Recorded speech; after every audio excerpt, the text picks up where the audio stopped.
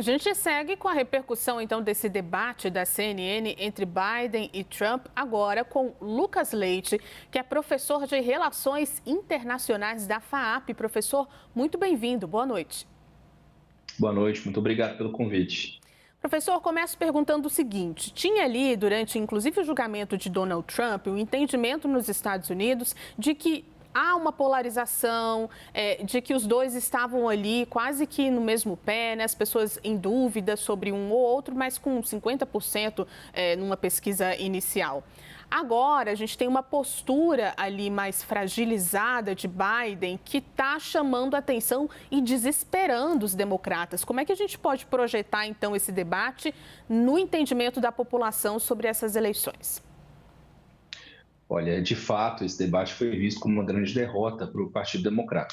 Eles esperavam que aquele momento fosse quando Joe Biden assumisse uma postura muito parecida quando fez o seu discurso do Estado da União, no começo do ano, em que ele vibrava muito, falava de forma muito categórica, falava de forma muito enérgica e demonstrava ter conhecimento e capacidade de liderar o país. Ontem não foi o caso. E isso gerou, portanto, um medo, na verdade, um pânico entre alguns setores do Partido Democrata. Muitos têm dito que esse é o momento, talvez, de o próprio Biden desistir da campanha, e isso só pode ser feito a partir da vontade dele, mas, ainda assim, muitos outros ainda defendem que aquele que é capaz de vencer Trump é justamente Biden, por ele já ser conhecido, por ele já estar há 4 anos na presidência dos Estados Unidos e ter o seu governo para poder usar como referência. O problema foi todo esse. A gente não tinha um Biden combativo ali na disputa, né, por esse debate, ao passo que tínhamos um Trump extremamente enérgico, muito atento ao que era falado. Portanto, o primeiro bloco foi todo realmente do Trump, né? A gente não teve ali uma diferenciação grande, a gente não teve ali uma colocação de quem do Biden conseguindo se prontificar a aumentar o debate.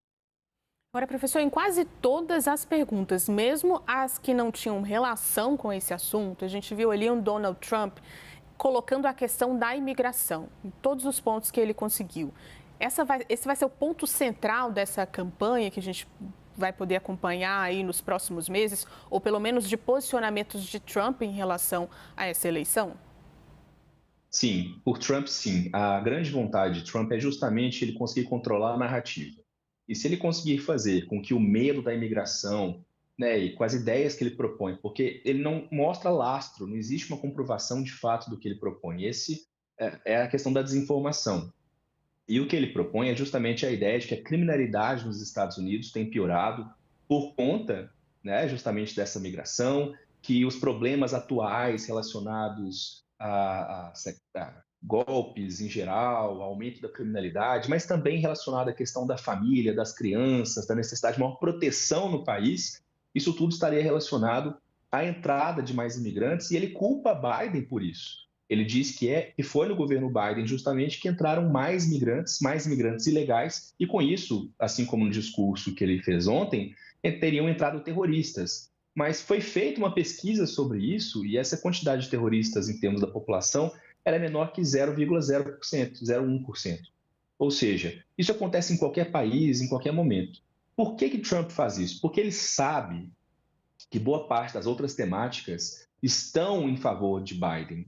Biden não conseguiu transformar isso no debate de ontem, mas se nós pegarmos as questões econômicas, por exemplo, investimento externo direto dos Estados Unidos, a pressão sobre a China, muito parecida com o que ele fez no governo dele, né, Trump nesse caso, além de que houve também uma melhora nas relações internacionais. De fato, os conflitos são importantes e muito disso se dá também pela forma como os Estados Unidos agem, mas ao não usar da questão econômica, ao conseguir trazer a migração em lugar da discussão, por exemplo, sobre democracia, o que Trump faz é apagar tudo aquilo que possivelmente ficaria ruim na imagem dele.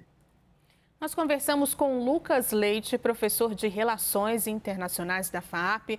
Muito obrigada pela participação, professor. Eu que agradeço. Boa noite.